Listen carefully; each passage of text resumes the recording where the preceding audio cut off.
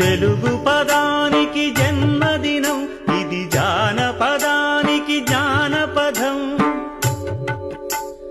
7 స్వరాలే 7 కొండలై కలసిన కలియుగ విష్ణు పదం. అన్నమయ్య జననం, ఇది అన్నమయ్య జననం, ఇది అన్నమయ్య జననం.